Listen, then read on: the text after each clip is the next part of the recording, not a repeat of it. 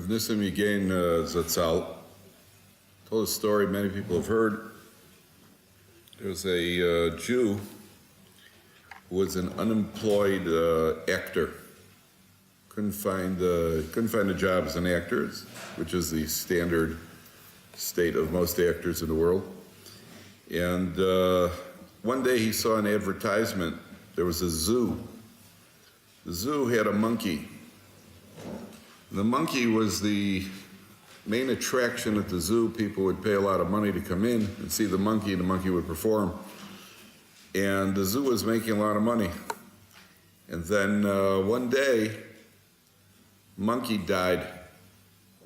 And the zoo didn't want anybody to know about it because then the paying customers would start to decrease.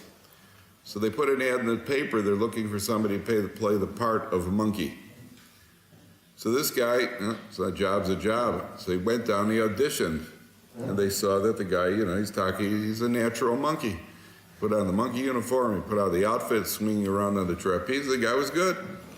So he gets in the cage, and he's the monkey, and the paying customers come into the zoo, and they're throwing peanuts and all the things that monkeys do. And everybody's having a good time. And then this guy, his confidence started increasing. The crowds were getting bigger. And as his confidence increased, he started swinging around, and he learned to use his tail. And it was really good. And then one day he's swinging around the cage, and he's really putting on a show. And not knowing his own strength, he went up over the top of the cage, and he landed in the next cage, which was the lion's cage. Landed about 10 feet away from the lion. So he looks at the lion, and what does a Jew do when a Jew realizes his last few moments of on earth? And he just looks at the lion, he just goes, Shema Yisrael, Hashem Elokeinu, Hashem Echad. The lion looks at him and goes, Baruch Shem, Kivod Malchus. He says, Moish, is that you? He says, yes, Shlomi, what are you doing here? He said, I couldn't find a job. Yeah, me either. He says, conditions aren't bad, just a little hot in this outfit. All of a sudden, the zebra from the next cage yells over, listen, both you guys keep it down, we're all going to lose our jobs here. So I heard Rav Nissim Yigain told that story years ago as a description. Obviously, there are different spins on that story that the great man of Chelm. He mentioned this story in terms of a person who identifies himself by his external garb. He doesn't really never got in touch with who he is on the inside. Whatever his job is or whatever he does, that's how a person sees himself. And we live in a world where obviously it's a world of such emptiness where people, unless they have a job to go to the next day, what are they going to do with their spare time? When a person's alone, that tells you what you do with your optional time is really an indication of who you are. And we live in a world of confusion and a world where people have very little direction. I mean, really, after 2,000 years of technological development, the best the world could do is come up with a spinner. This world is in trouble. And people are running around with absolutely clueless what they're supposed to be doing, where they're supposed to be going. And everybody knows that in World War II, at the end of the war, there are different Rabbanim who it's ascribed to. I heard it was Rav Blazer Silver. Others say it was Rav Herzog. Not sure who it was. It was a chaplain in the United States Army, Rav Blazer Silver, and he went to Europe after the war, and he went to try to identify Jewish war orphans. And so what he would do is he would walk into churches in the middle of the service, and he would be accompanied by a couple of burly American Marines, and right in the middle of the church service, he would just walk right up to the front, and he would face the audience, and he would say out loud, Shema Yisrael, Hashem Elokeinu, Hashem Echad. And he would look around, and any of the kids who instinctively put their hands over their eyes, he would identify them and say, those are the Jews. Because those are the children who from the earliest age had heard that from their parents, from their 1 year old, 2 years old. And that was his way of identifying who the Jewish war orphans were. So, unfortunately, nowadays we have Jewish orphans, a world full of Jewish orphans. These are Jewish orphans who have been orphaned from traditional Yiddishkeit. And obviously, anybody who wants to get involved in the Melechas HaKodesh of Kiruv Rechokim understands that we have a job. Our job is to try to identify and reach out and bring these spiritual orphans back. The problem we always run into is how to do it. How do you motivate them? Now, motivation is a very, very tricky, different types of motivation in life. When I was 19 years old, my father, Areni Kaporas Mishkovo, he took me out to a parking lot to teach me how to drive a stick shift. We had a car, it was a Ford Pinto. It's a little small car. Had one problem. Once in a while, you hit it in the back, they would blow up. But all the Jews had them because they were cheap. And he took me out to learn how to drive the stick shift. And after about 20 minutes, I couldn't get the hang of it. The car kept dying. So I was very frustrated. I said, Dad, forget about it. I'll just drive the automatic. He said, no, keep trying. Tried again for another 10 minutes. Still couldn't get the hang of it. I was very frustrated. I said, Dad, forget about it. He said, look, there are millions of people in the world who know how to drive a stick shift. You could learn how to drive a stick shift. So I tried a little bit more, and again, I couldn't get it. I just sat there. I was very frustrated. My father was a very wise man. He let me sit there for about 2 minutes, silent, didn't say a word. After 2 minutes, he says to me, Mom knows how to drive it. Within 30 seconds, I was the best stick shift driver in the city. I could do wheelies, backwards, forward, spins, anything you want. Because there was simply no way that my mother was going to drive a car and I would be able to drive it. So when you find the right motivation, it's amazing what you can get people to do. Our job, and it's a difficult job, is how do we motivate people to, as Rav Shula, Rosh Hashiva mentioned earlier, not only to become frum, but to take it a step up, to become B'nai Torah, to become Talmidei Chachamim, to devote their life not only to religious observance, but to some sort of connection to Torah learning, the more the better. So first of all, we have to know that as B'nai Torah, which we are, the impression that we make is often going to be the motivator, the make it or break it for the people who are not yet connected to Yiddishkeit. There's a Gemara in Ksubis Adaf Kuf Vov. Gemara says, Rav Huna, when the Rabbanon got up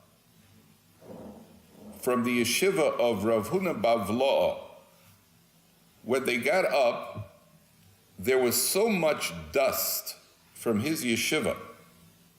Havupaishi tamne me Rabbanon.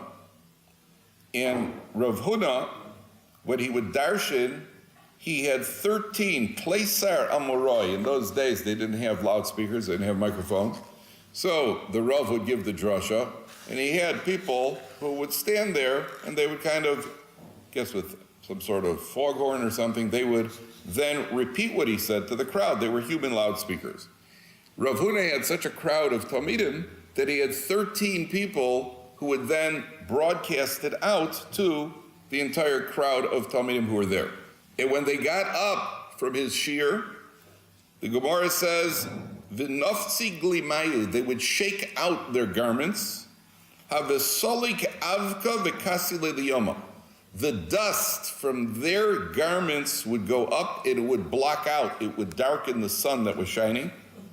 The Amri b'ma'aravet in Eretz Yisrael, they would say, Komu leimi mesifta de Rav Huna Bavlo. In Eretz Yisrael, they would say, yeah, well, Rav Huna's shir is over.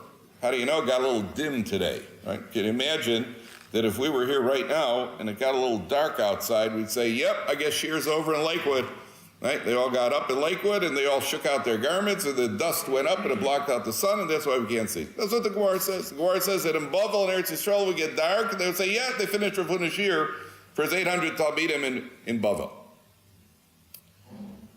So the Maharsha says, what's going on here? What does the Gemara mean? Says the Maharsha that a person's midos are called as garments. B'chol esiu b'gadecha levonim. Your begodim are your midos. Your begodim is your character. And in Rav Huna's yeshiva, when they finished learning Torah, they went into the Beis Medrash, they sat and learned. Then they didn't go and get involved with their parnasa on those few hours that they had. Ella, they went and started working on their midos, which is symbolized by the begodim. Shaking out the begodim, the dust of their begodim, says the Maharsha, is an allusion of some sort to their midos. And the midos of the Talmidim of Rav Huna blocked out the sun. The sun, we find symbolically in Chazal many places, the sun always represents Esav, the Ovdei Kochavim, the Koach of the other nations. And when they would shake out their garments, symbolically their midos, the work they did on their midos, developing their character, bringing it to perfection, that was a protection for Klal Yisrael against whatever the Esavonian forces were.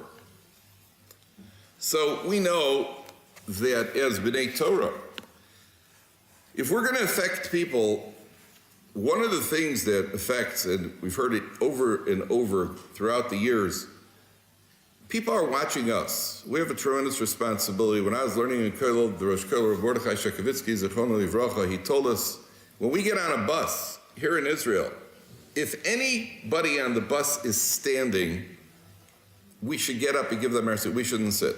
Not somebody who's elderly, who anybody would give the seat to. Anyone on the bus who's standing, we shouldn't be seen seated. Because a secular person will look around on that bus and they'll see, oh, there's the frummy, why is he sitting and I'm standing? It's irrational, it's unreasonable, but it's true. And we have to make the best impression that we possibly can, because the impression that we make is often going to be a life decision that's being made by the person who's watching us. They had the Mashgiach, famous Mashgiach of the Gateshead Yeshiva, Rabbi Schwab Zatzal. Rabbi Schwab said at one point he was at a crossroads. Was he going to go in, become a Ben Torah and go to yeshiva, or was he going to pursue a career by going to university? So he decided to see what a yeshiva life is like. So he went to the yeshiva. When he was in the yeshiva, he was in the lunchroom, checking out what is yeshiva like. And somebody poured him a cup of coffee. And he was walking with this cup of coffee. And as he was walking with the coffee, he stumbled, slipped, coffee spilled on one of the bachrim sitting in the kitchen, in the lunchroom. So this bachar immediately jumped to his feet and he yelled down, "Quickly, somebody, another cup of coffee for Moshe." He said he made his decision to stay in yeshiva based on that Mesa, that one incident. Then you're waiting for the end of the story, and then the guy sued him. No. He made his decision. He said, I want to tell you, I told this story twice. It happened to me when I mentioned the story. A grandson, in one place, a grandson of Rabbi Schwab came to me and said, yeah, that was my Zayda, the story's true. And there was another place where a granddaughter came over. She said, yes, the story's true, it was about her Zayda. So the impression that's made by the Ben Torah is absolutely vital. There was another, Rav Zilberstein brings down in one of his forum, there was a young man in Bnei Brak. He had some relatives who were completely secular. As the expression goes, they were fried as an egg. And he was trying as hard as he can to influence them, and they had discussions, and they were talking this, that, and the other.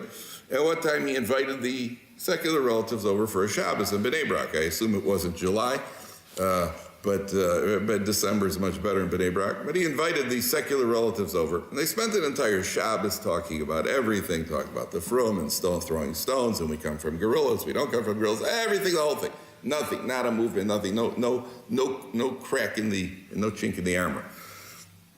Motzei Shabbos, he was walking them to the bus. And as he was walking them to the bus stop, they heard a noise. It's 10:30 at night. They heard a noise. They said to him, what's that noise? He says, well, it's a group of people got together. They're in one of the shuls. He says, what are they doing there? He says, they're saying Tehillim. Why are they saying Tehillim? He said, because there's a young man, unfortunately, in this town who's not well, and there's a special prayer session for him. So these people got together, they're going to say Tehillim. They could tell by the sound that it was dozens, if not hundreds of people. They said, you mean all those people know him? He goes, no, I'm assuming that most of the people there probably don't know him, but there was a sign put up, come say Tehillim for Ploni ben Ploni, and the people came to say Tehillim. They said, these people are willing to come out at 10:30 on a Saturday night and say Tehillim for some they don't know? That was the straw that broke the camel's back. The couple changed and eventually became from. So these are B'nai Torah who will never know that they're saying Tehillim. People always ask, I said Tehillim, but it didn't help. We don't know how it helps. We don't know what the effect of that Tehillim is going to be. There's a very, very direct effect. And therefore, a person understands that that behavior is key. It's crucial when it comes to the effect we have on people. Torah says in Parshas Vayakel,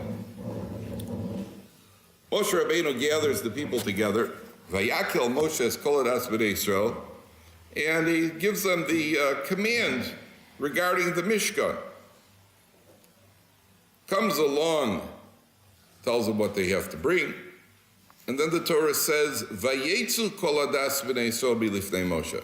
The people all leave from the presence of Moshe Rabbeinu. So Bali Musar asks, 1 second. It says, Vayakel Moshe es kol adas b'nei Yisrael. We know where the people were. They were all standing in the presence of Moshe Rabbeinu. Why does the Torah then go and repeat again, Vayetzu kol adas b'nei Yisrael b'lifnei Moshe? It should say Vayetzu kol adas b'nei Yisrael. Why is it milifnei Moshe? The answer is, any of you who've ever been Zocha, for example, see Reb Chaim Kanievsky, Shlita. You go in and you get a bracha. How do you feel when you leave? How do you walk away? Imagine you've gone in, you got into Reb Chaim, you managed to get in. Most people walk away, you could see written all over them. Wow, guy walks away. We once took a group of guys here from Or Sameach. Guys are completely not connected. We took them to Bnei Brak, took the whole group in to go to Reb Chaim. Came out, gave a bracha to the whole group. We came out, I said to one of the guys, so what did you think?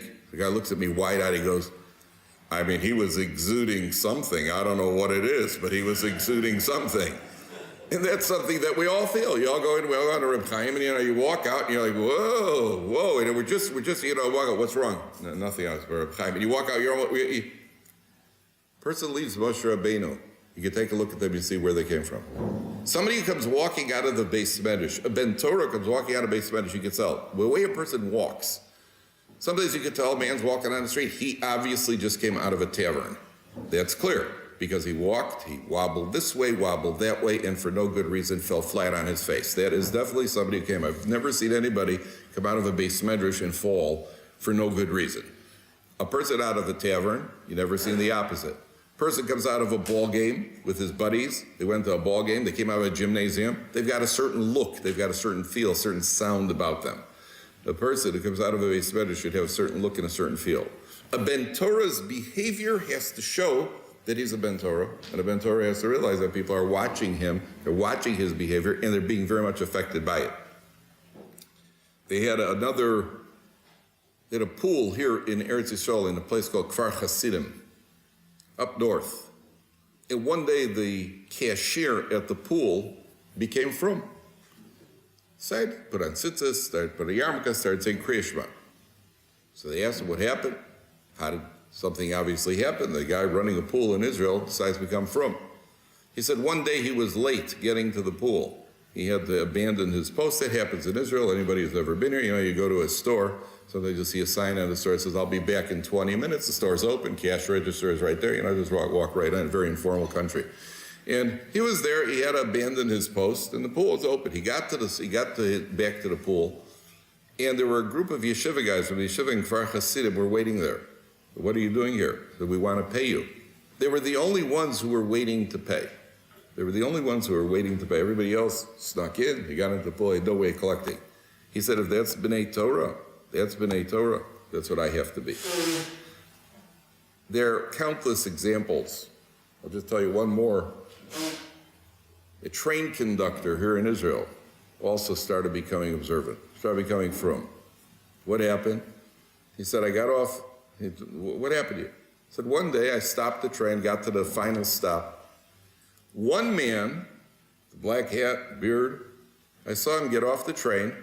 He walked all the way up to the front where I'm sitting as the conductor. He said, thank you for the ride. In all my years as a conductor, no one has ever thanked me. Ever. And this man came up, walked over to me, he thanked me for the ride. You understand the impression that makes? We get on buses here in Israel, we make it onto the bus if they don't get caught in the door, but we make it on one way or another.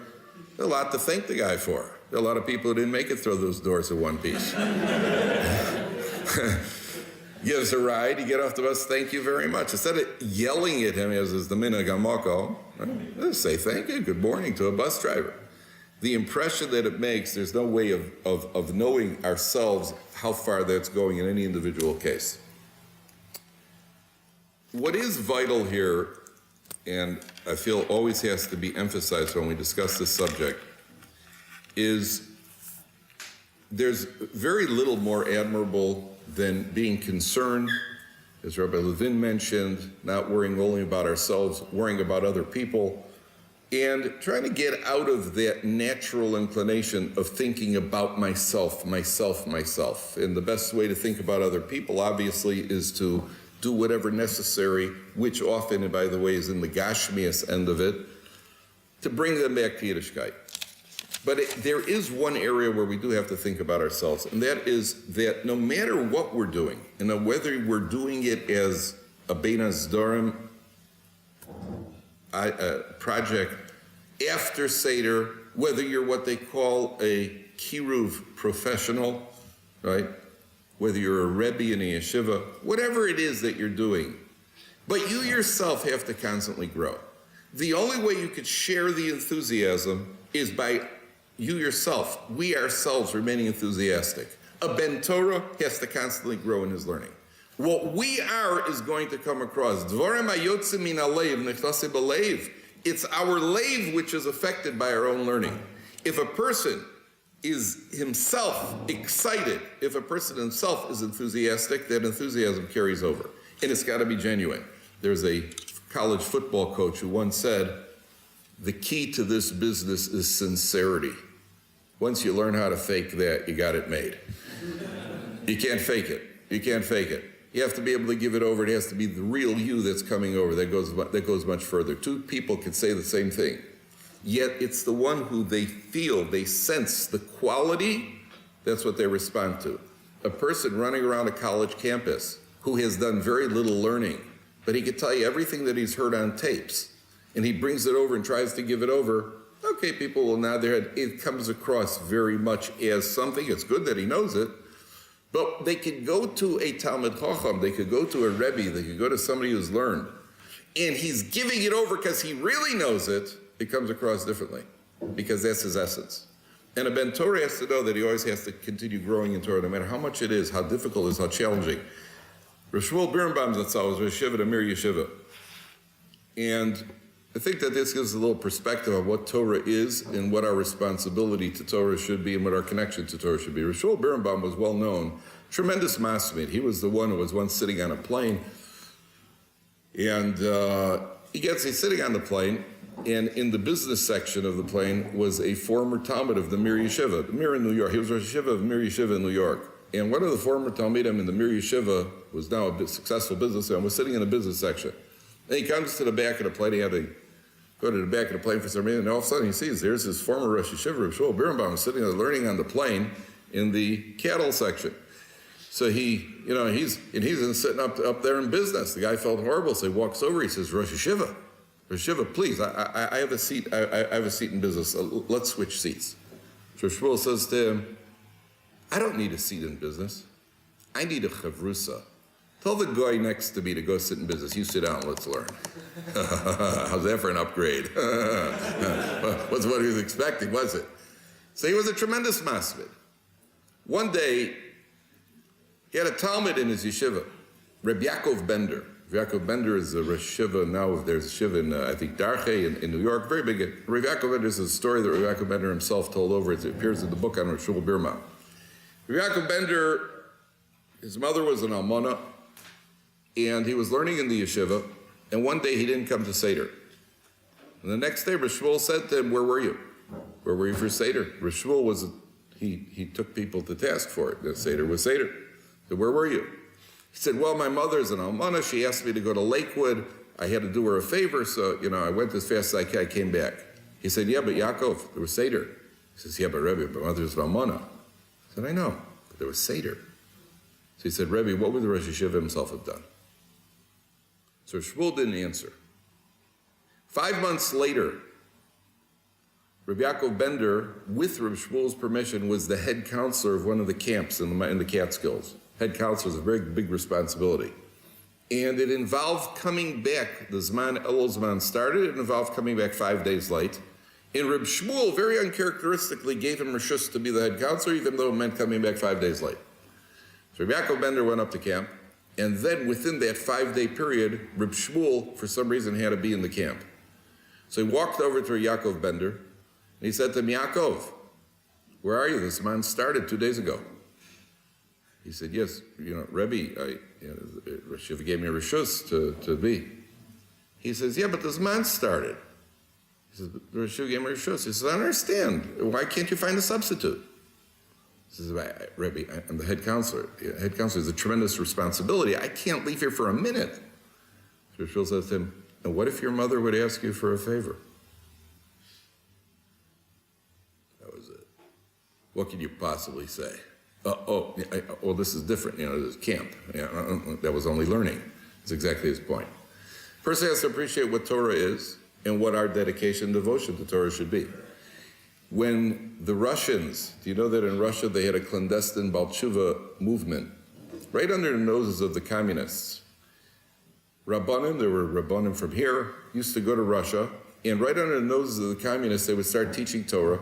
The Russians had a pyramid system. Whatever you learned, whatever you were taught, you then taught to 2 people, and the 2 people would teach it to 2 more people, and they started a movement right in Soviet Russia, communist Russia. One of the Rabbanim went there, and a Russian Baal Tshuva came to me and said, I have a shaila. What's your shaila? So when I learn, I usually am able to learn for about 6 hours at a stretch. After 6 hours, my mind starts to wander. I have this problem all the time. After 6 hours, my mind starts to wander.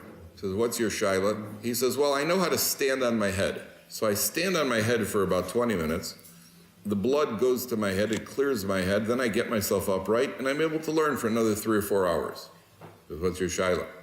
My shaila is, while I'm standing on my head, am I allowed to recite Mishnayos by heart? I've been in this yeshiva 30 years. I never had anybody approach me with that question. Right? I could tell you Rabbanim who've been Rabbanim 50 or 60 years and never had anybody approach me with that question. First of all, most people don't know how to stand on their head, and most people don't know Mishnayos by heart. So, whatever the answer to that question is, that's a dedication to learning. We have to always remember that no matter what we're doing, that's what the primary emphasis has to be on. It's got to be on our own personal Talmud Torah. If you're out there, I don't care if a person's being Makar of the world, 24 hours a day, cut it down to 23. If you cut it down to 23 and you spend that last hour learning, you'll be more effective as a Makarver. You'll be more effective as a Mashpia. You'll be more effective as somebody who's reaching Talmidim. That's the achrayus of a person, to always realize that that is something that he should be doing. The yeshiva in Netivot, Rabbi Yisachar Meir Zatzal, had a yeshiva, still there. Now it's named after him. My brother was one of the yeshiva, both my brothers attended that yeshiva, and it was after, I think, the Yom Kippur War. During the Yom Kippur War, there was a call-up for the boys in the yeshiva to give blood. There was a blood drive. So he gave blood, and then he went back to the yeshiva. The next day, the Rebbe and Shir said to the boys, he turned to the first boy and says, Reuven, what were you thinking when you were lying on the table giving blood? He said, Rebbe, I was thinking it feels good to be able to do something for the war effort. Shimon, what were you doing? What were you thinking? Said the same thing. Levi went around the entire room. After the last boy spoke, every boy gave the same answer except one, my brother. He didn't say anything because he knew something was up. Every boy said, same thing. I felt good to do something for the war effort. The Rebbe looked at him and said, I want to tell you something. You're all a bunch of apikorsim. The Gemara says, somebody who says, Maya Hanilon Rabbanon, what do those rabbis help us when they're learning Torah? Somebody says, what's your Torah? If you don't realize that when you're learning Torah, you're contributing to the war effort. So then, that's what the Gemara inside here says, that's a person who's not Bikoris. You have to give blood, because that's a halacha. And you have to go to the military center to give blood, because that's what you have to do. But if you think that the giving of the blood is any more a contribution to the war effort than your Torah learning, then you don't appreciate what Torah is. Then you're a person who says, Maya Hanilan Rabbana. You have to give the blood. That's your responsibility at that moment. But your Torah learning is a responsibility. And the more Torah that we learn, the more people are going to be susceptible to our efforts to be makar of them. If you learn Torah here, there's somebody in Kansas City who's going to be successful being makar of somebody. Because the Torah brings that koach into the bria. And that's something we have to be reminded of constantly. That's what a person, it's one of the pitfalls that awaits a person. The person gets involved in outreach, there's no end to it. You can be doing it 24 hours a day. There's another sign to put up and there's another program to run. But what about your own growth, which is ultimately going to be the big mashpia? And that a person has to stay focused on. Number 3 is that we always have to remind ourselves that it's our job to make the effort.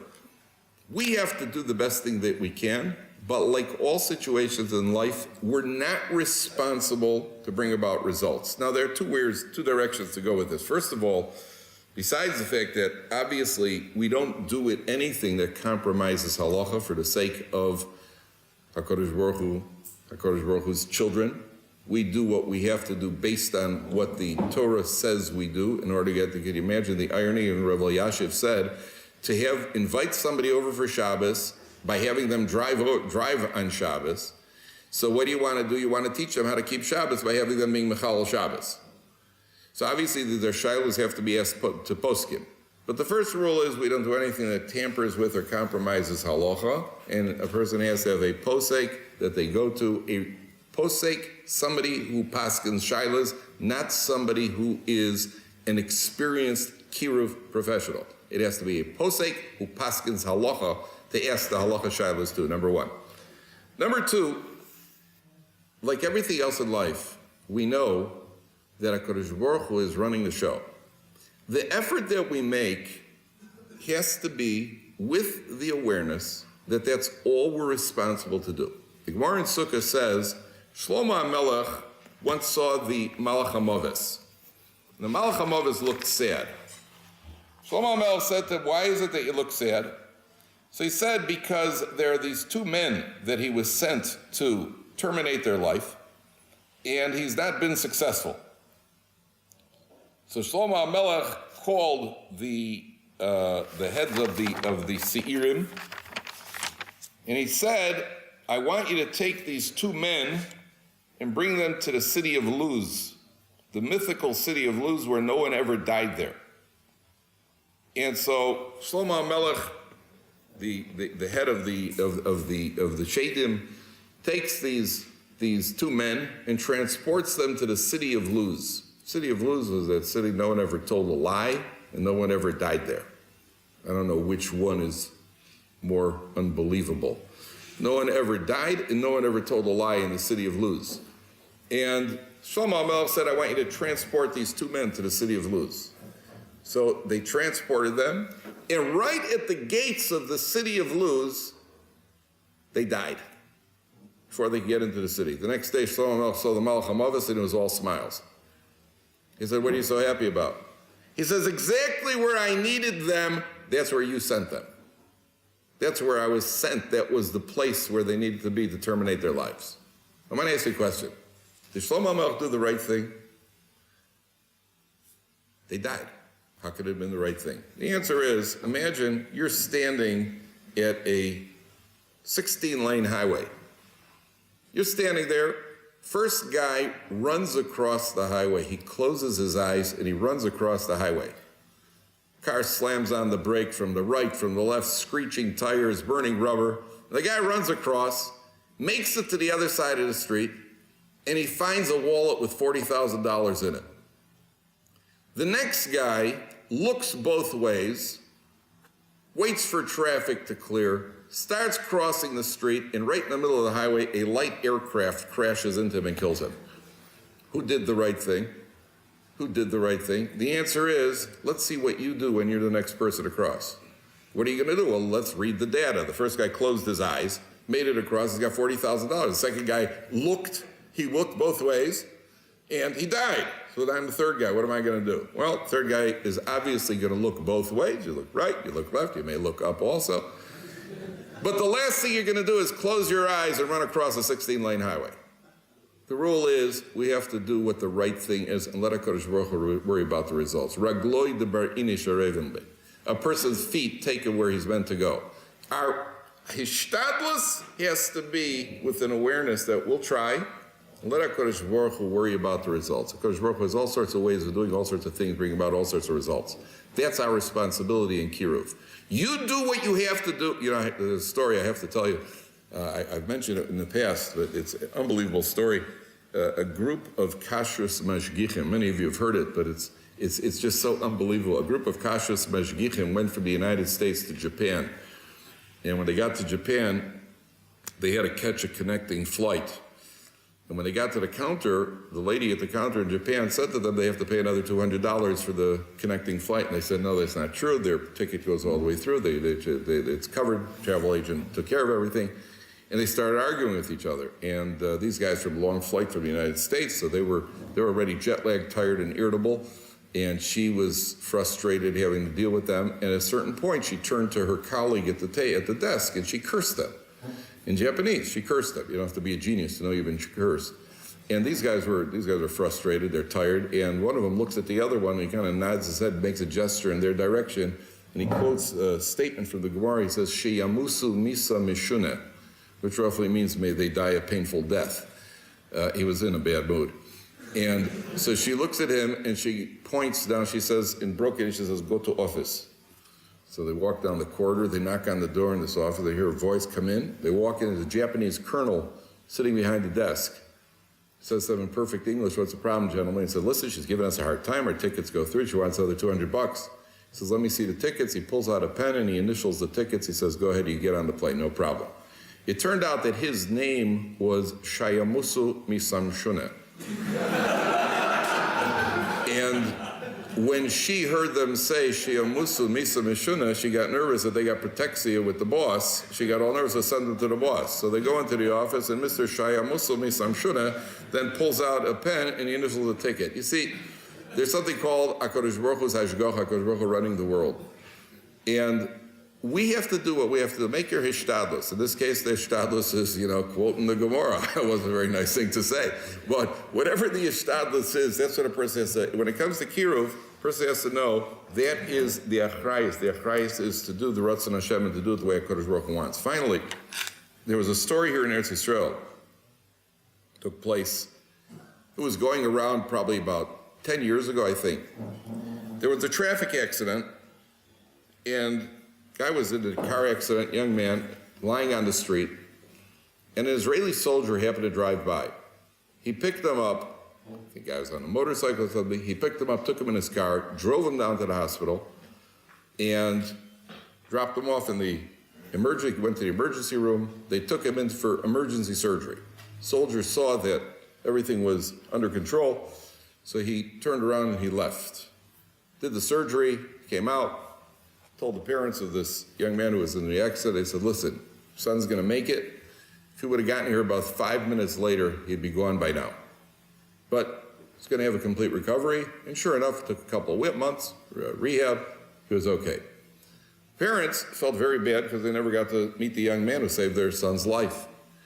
Parents owned a makolet, a little makolet. They put a sign on the wall of the makolet. If anybody knows the identity of an Israeli soldier who was at a certain place at a certain date, and he took our son to the hospital, please let us know, we'd like to thank him. About a year and a half passes, and a woman walks into the store. She takes a look at the sign. She says to her, I think I know who that soldier is. She goes, why? She says, I think that's my son. My son was in the army. He was coming home from furlough. And he told me that day, that was right around then, and he said that he was in a certain place, he saw an accident, he took somebody to the hospital, I think it's my son. And they called him up, and it turned out, sure enough, it was their son, and it was a very, very joyous reunion. And this woman says, mother of the soldier says to the proprietor, to the Mrs. Makolet, she says, I want to tell you something. This isn't the first time we've met. She says, are you serious? She says, yes. So when did we? I don't remember meeting you. She says, well, actually we did. When was it? She goes, about 20 years ago. I was expecting, and I was planning on having an abortion. And I was very depressed, and I happened to come in here to buy something. And you don't remember it, but we sat down, and you spoke to me, you empathized, and you convinced me not to go through with it. You convinced me to have that child. That baby that was born was my son, the soldier, who saved your son's life. Rabosai, the life that we're saving, when we reach out, when we introduce people to the beauty of Torah, beauty of Yiddishkeit, the life that we're saving may very well be our own. Person has to realize we've got a tafkid, we've got a job, we've got a responsibility. Kodesh Baruch Hu has dropped it on us. Kodesh Baruch Hu saddled us with it. It's not a choice.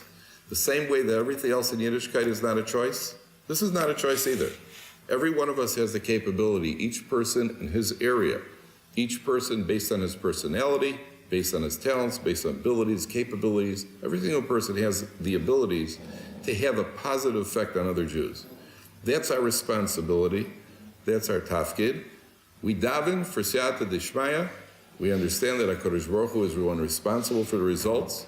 If we do what we have to do, we leave the rest to HaKadosh Baruch Hu, and HaKadosh Baruch Hu bless our efforts, that we should be zocheh to the necessary siyata d'shmaya, to the Ratzon Hashem, and bring others closer.